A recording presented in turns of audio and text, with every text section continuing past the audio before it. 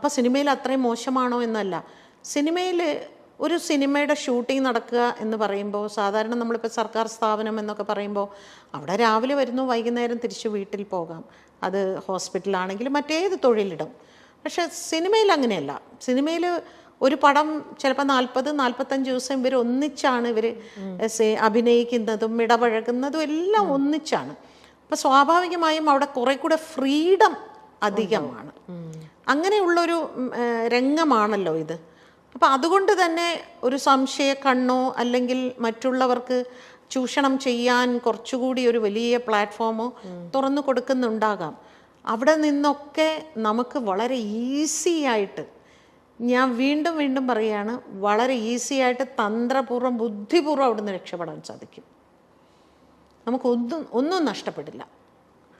ഒന്നും നഷ്ടപ്പെടില്ല എന്ന് വെച്ചാൽ എന്താണ്, ലോകത്തെ ഒരു മനുഷ്യന് കിട്ടുന്ന ഏറ്റവും വലിയ ഭാഗ്യമാണോ ഒരു സിനിമയിൽ അവസരം കിട്ടുക എന്നാണ്? വേറെ എന്തെങ്കിലും ജോലി ചെയ്ത് ജീവിക്കണം, വേറെ ജോലി ചെയ്യണം. കൈയും കാലും നല്ല സ്വാധീനമുണ്ടെങ്കിൽ ഞാൻ എന്ത് ജോലി ചെയ്തും ജീവിച്ചോളാം, എനിക്ക് ഇങ്ങനെയുള്ള എന്ന് തീരുമാനിക്കാനുള്ള സ്വാതന്ത്ര്യമുണ്ട്. അത് തീരുമാനിക്കണം.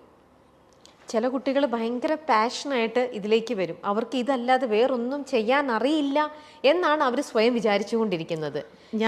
നമ്മൾ ജനിക്കുമ്പോൾ നമ്മൾ പിന്നെ നടനാവും നടിയാവും എന്നും പറഞ്ഞുകൊണ്ടാണോ ജനിക്കുന്നത്? അല്ലല്ലോ. അത് പിന്നീട് നമുക്ക് അതിലേക്ക് ഒരു അട്രാക്ഷൻ വരുന്നു. റിയൽ സിനിമയോട് സത്യസന്ധമായ പാഷൻ ഉണ്ടെങ്കിൽ ആർക്കും നമ്മളെ ചൂഷണം ചെയ്യാൻ പറ്റില്ല. നമുക്ക് ഫേമസ് ആണ് നമ്മുടെ ലക്ഷ്യമെങ്കിൽ, സാമ്പത്തികമാണ് നമ്മുടെ ലക്ഷ്യമെങ്കിൽ, എല്ലാവർക്കും നമ്മളെ എളുപ്പം ചൂഷണം ചെയ്യാം. അതാണ് ചേച്ചി കലയെ യഥാർത്ഥ കല നമുക്കുണ്ടാവണം, കഴിവുണ്ടാവണം എന്ന് പറയുന്നതിന് അർത്ഥം. Okay, clear. അടുത്ത ചോദ്യം.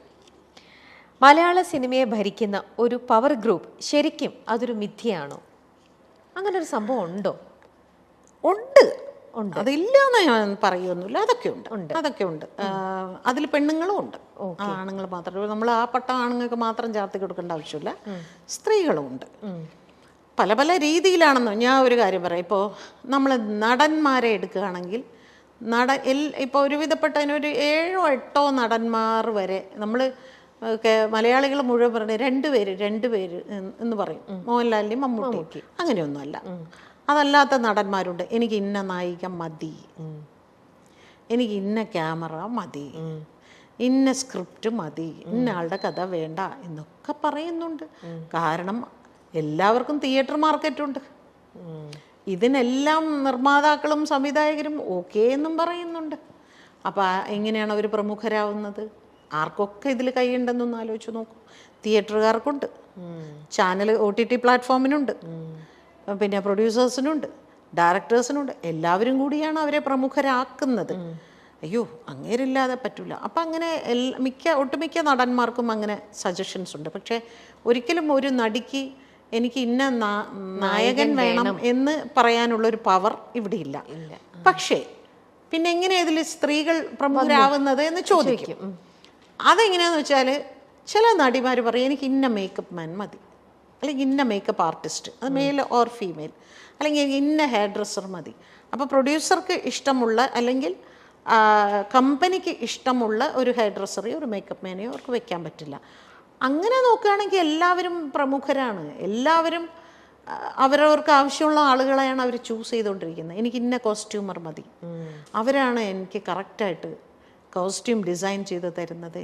ഈ ഇന്ന ഹെയർ ഡ്രസ്സർ, അവർ മനോഹരമായിട്ട് എനിക്ക് ഹെയർ സ്റ്റൈൽ ചെയ്ത്, ഇവരെല്ലാവരും. അപ്പോൾ അങ്ങനെ ഒരു ആർട്ടിസ്റ്റ് ഒരു ഹെയർ സ്റ്റൈലിസ്റ്റിനെ കാസ്റ്റ് ചെയ്യുമ്പോൾ ചൂസ് ചെയ്യുമ്പോൾ അവരഭിനയിക്കുന്ന സിനിമകളിലെല്ലാം അവരായിരിക്കും. അപ്പം മറ്റവർക്ക് പണിയുണ്ടാവില്ല. അതൊക്കെ പ്രമുഖർ തന്നെയാണ്. ഇപ്പം ഞങ്ങളുടെ ഡബ്ബിങ്ങിൻ്റെ ഞാൻ പറയാം, നായിക ശബ്ദം മറ്റുള്ളതിലൊന്നും ഇവരാരും ഇടപെടില്ല.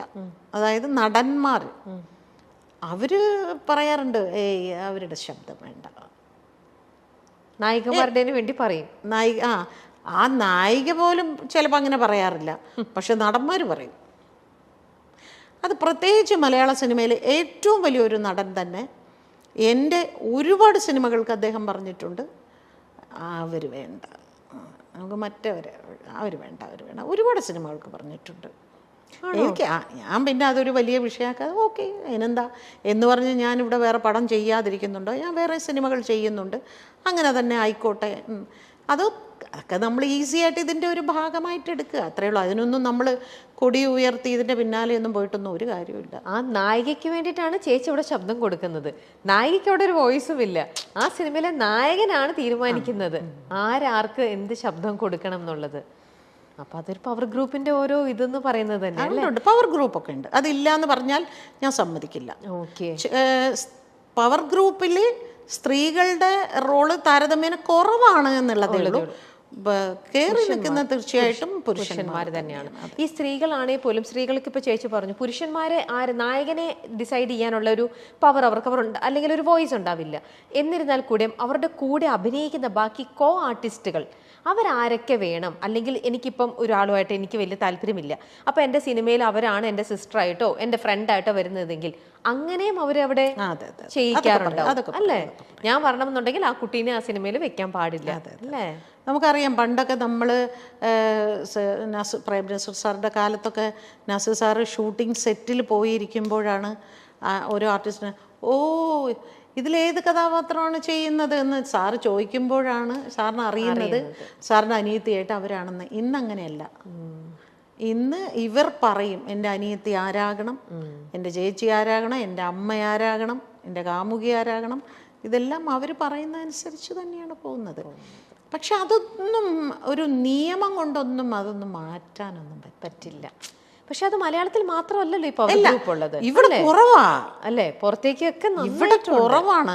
അവിടെ ഏത് തിയേറ്റർ റിലീസ് ചെയ്യണമെന്ന് വരെ അവർ തീരുമാനിക്കും.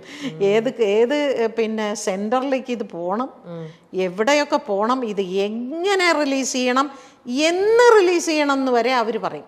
ഇവിടെ പക്ഷെ അത്രയായിട്ടില്ല. നമ്മുടെ പവർ ഗ്രൂപ്പ് ഇനിയും അവരുടെ ലെവലിൽ വളരേണ്ടിയിരിക്കുന്നു. ഓക്കെ, സിനിമാ മേഖലയിൽ നടക്കുന്ന പ്രശ്നങ്ങൾ പുറത്തു വരുന്നത് മറ്റു മേഖലകളിലും നവീകരണത്തിന് വഴിതെളിക്കുമോ? സിനിമയിൽ വരുന്നത് മറ്റു മേഖലകളിൽ നമ്മുടെ ഇപ്പം നടന്നുകൊണ്ടിരിക്കുന്ന സംഭവം സിനിമയിൽ മാത്രമുള്ളതല്ലല്ലോ. ഈ സംഭവങ്ങളൊക്കെ വേറെ ഏത് ഇൻഡസ്ട്രിയിലും വേറെ എല്ലാ മേഖലകളിലും ഉള്ളതാണ്. അല്ല, ഇതുപോലെ ഒരു കമ്മിറ്റി എല്ലാ മേഖലയിലും വരണം എന്ന് എനിക്കൊരാഗ്രഹമുണ്ട്. രാഷ്ട്രീയത്തിൽ ഒരു കമ്മിറ്റിയെ കൊണ്ടുവരണം. എത്രമാത്രം ഇത്തരത്തിലുള്ള പ്രശ്നങ്ങൾ അവിടുത്തെ സ്ത്രീകൾ അനുഭവിക്കുന്നുണ്ട് പറയണം.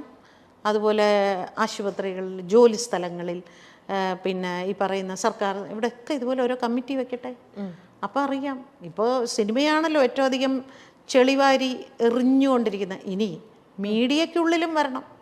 സ്ത്രീകൾ പ്രതികരിക്കാൻ മടിക്കുന്നത് ഭീഷണിയെയും വെല്ലുവിളികളെയും പേടിച്ചാണെന്ന് കരുതുന്നുണ്ടോ? ഭീഷണി ഉണ്ടാവും, ഡെഫിനറ്റ്ലി ഉണ്ടാവും അല്ലേ? അതുകൊണ്ട് തന്നെ ഞാൻ നേരത്തെ പറഞ്ഞ കാര്യത്തിലും ഉണ്ട്. ഒരു വിരട്ടലൊക്കെ എല്ലായിടത്തും ഉണ്ടാവും. ഇപ്പോൾ ഞാനിപ്പോൾ ഇവിടെ വന്നിരുന്ന് തുറന്ന് സംസാരിക്കുന്നതിന് എനിക്ക് എൻ്റെ ജീവിതത്തിൽ ഞാൻ ആദ്യമായിട്ടാണ് ഈ ഹേമ കമ്മിറ്റി റിപ്പോർട്ട് വന്നതിന് ശേഷം എൻ്റെ പ്രതികരണങ്ങൾ കൊണ്ട് എനിക്കിപ്പോൾ നിരന്തരം ഭീഷണി ഫോൺ കോൾസ് വരുന്നുണ്ട്. ഇത്രയും കാലം എനിക്ക് ഈ അനുഭവം ഉണ്ടായിട്ടില്ല. പക്ഷേ ഇപ്പോൾ അത് IT സെല്ലിലേക്ക് അങ്ങോട്ട് കൊടുക്കുമ്പോൾ ഇവർ നോക്കിയിട്ട് വരണം, ആന്ധ്രാപ്രദേശിൽ നിന്ന് വരുന്നു, മഹാരാഷ്ട്രയിൽ നിന്ന് വരുന്നു. ഇന്നലെ രാത്രി 12 മണിക്ക് വന്നത് വെസ്റ്റ് ബംഗാളിൽ നിന്ന്. എന്ത് വിളിക്കുന്ന ചേച്ചി? വെട്ടിക്കളയും, കൊന്നുകളയും, അടിക്കും എന്നൊക്കെ പറഞ്ഞാണ് ഈ വിളിക്കുന്നത്. അവിടുന്ന് വിളിക്കുന്നവങ്ങളെല്ലാം മലയാളികൾ തന്നെ, മലയാളികളാണ് വിളിക്കുന്നത്. അതാണ് രസം. നല്ല മനോഹരമായ മലയാളത്തിൽ സംസാരിക്കുന്നു. ഇന്നലെ വിളിച്ച് എന്നെ ഭീഷണിപ്പെടുത്തത് നീ ഡ്രഗ് മാഫിയക്കെതിരെ ഇറങ്ങുമോടി എന്ന് ചോദിച്ചുകൊണ്ട്. ഞാൻ പറഞ്ഞില്ലേ മലയാള സിനിമയിൽ അതിനാണ് എനിക്ക് ഭീഷണി വന്നത്. പൊതുവേദിയിൽ വാക്പോരുമായി പാർവതി തിരുവൂത്തും ഭാഗ്യലക്ഷ്മിയും. WCCയുമായി ബന്ധപ്പെട്ടാണ് ഇരുവരും തമ്മിൽ വാക്ക് തർക്കമുണ്ടായത്. ഭാഗ്യലക്ഷ്മി പലപ്പോഴായി WCCക്കെതിരെ ഉന്നയിക്കുന്ന വിമർശനങ്ങൾ ഇതാദ്യമായിട്ടാണ് നേർക്കുനേർ ചർച്ചയാകുന്നത്. അത്യന്തം നാടകീയമായിരുന്നു ഇരുവരുടെയും ചോദ്യങ്ങളും ഉത്തരങ്ങളും. കേരള ലിറ്ററേച്ചർ ഫെസ്റ്റിവൽ വേദിയിൽ സ്ത്രീയും സിനിമയും എന്ന വിഷയത്തെ ആസ്പദമാക്കിയുള്ള ചർച്ചയ്ക്കിടയിലായിരുന്നു സംഭവം. സിനിമാ ലോകത്ത് സ്ത്രീകൾ അനുഭവിക്കുന്നതും നേരിട്ടതുമായ വിഷയങ്ങളും ഹേമ കമ്മിറ്റി റിപ്പോർട്ടും പരാമർശിച്ച് സംസാരിച്ച പാർവതി WCC സിനിമയിലെ സ്ത്രീകൾക്കായി തുറന്നു വയ്ക്കുന്ന ഇടത്തെപ്പറ്റി സംസാരിച്ചു. നമുക്ക് എന്തും തുറന്നു പറയാനുള്ള ഒരു ഇടമുണ്ട്. അവിടെ ആർക്കും വന്ന് പറയാനുള്ളത് പറയാം. വിമർശിക്കാനുള്ളവർക്കും അവിടേക്ക് വരാമെന്ന് പാർവതി പറഞ്ഞു. ഇതിനു മറുപടിയായിട്ടാണ് കാണികൾക്കിടയിൽ നിന്ന് ഭാഗ്യലക്ഷ്മി സംസാരിച്ചു തുടങ്ങിയത്. WCCയോടുള്ള നിർദ്ദേശം എന്ന മട്ടിലാണ് ഭാഗ്യലക്ഷ്മി സംസാരിച്ചു തുടങ്ങിയത്. ഈ ഓർഗനൈസേഷൻ കുറച്ചുകൂടി ആളുകൾക്ക് സംരക്ഷണം കൊടുക്കുന്ന രീതിയിലാകണം. ഇരുന്ന് സംസാരിക്കാനും അവരോടൊപ്പം കുറച്ചു സമയം ചെലവഴിക്കാനുമുള്ള ഒരു സ്പേസ് നൽകാനുള്ള ഒരു ശ്രമം WCC നടത്തിയാൽ നല്ലതാണെന്ന് എനിക്ക് തോന്നുന്നു. കുറെ കൂടി ആളുകൾ നിങ്ങളിലേക്ക് വരാൻ ശ്രമിക്കും. ഞങ്ങൾ എങ്ങനെയാ മാഡം അവരുടെ അടുത്തേക്ക് പോകേണ്ടത് എന്ന് എന്നോട് സ്ത്രീകൾ ചോദിക്കാറുണ്ട്. ഡബ്ബിംഗ് ആർട്ടിസ്റ്റുകളല്ല, അവർക്ക് പരാതിയില്ല എന്ന് തന്നെ വെച്ചോളൂ. ചോദിക്കുന്നത് മറ്റൊരുപാട് ആർട്ടിസ്റ്റുകൾ, ടെക്നീഷ്യൻസ് ആയിട്ടുള്ള സ്ത്രീകൾ, അങ്ങനെ പലരും. ഞങ്ങൾ എങ്ങനെയാ മാഡം അങ്ങോട്ട് പോകേണ്ടത്, ആരുടെ അടുത്തേക്കാണ് പോകേണ്ടത് എന്ന് ചോദിക്കുന്ന ഒരു ചോദ്യം ഇവിടെ നിൽക്കുന്നുണ്ട്. അപ്പോൾ അതുകൂടി ഒന്ന് നിങ്ങൾ പരിഗണിക്കണം എന്നുകൂടിയാണ് എനിക്ക് ഇത്രയും ആളുകളുടെ മുന്നിൽ വെച്ച് നിങ്ങളോട് പറയാനുള്ളത്. ഞാൻ ഇവിടെ വെറുതെ ഇരുന്ന് കേട്ടിട്ട് പോകാം എന്ന് കരുതി തന്നെയാണ് വന്നത്. പക്ഷേ എനിക്ക് അങ്ങനെയല്ല തോന്നിയത്. എന്റെ ഭാഗത്ത് നിന്നുള്ള ഒരു സജഷൻ ഉണ്ടാകണം എന്ന് ഭാഗ്യലക്ഷ്മി പറഞ്ഞു.